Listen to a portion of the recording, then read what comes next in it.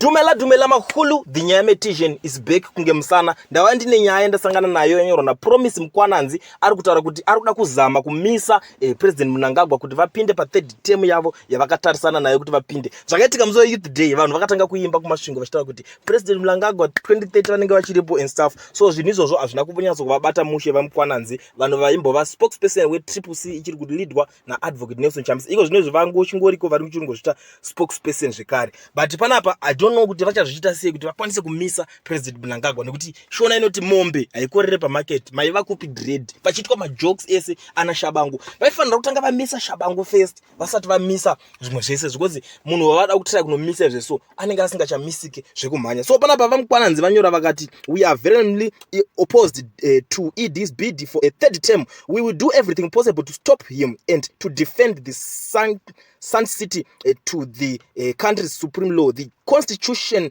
in order to foster and entrench a culture of respecting our constitution and upholding the rule of law in our country. The fact that Shabangu can wear a yellow tie in parliament, which was banned by both parliament and the high court, is an insult to the integrity and honor of our institutions and our people. Ndo mashoko anyorwa na vaMkwananzi vari kutaura kuti vangarobata nzira nyaya futi yekuti vanhu vaive triple C mazuva apa pakapera maelection vakarambidzwa kupinda vakapfeka matai eyellow muparliament. Even kana kuhigh court kanzi aiwa amfanira kupinda makapfeka matai eyellow, asi vaShabangu vakaoneka vachingopinda vakarorera tai yavo yellow.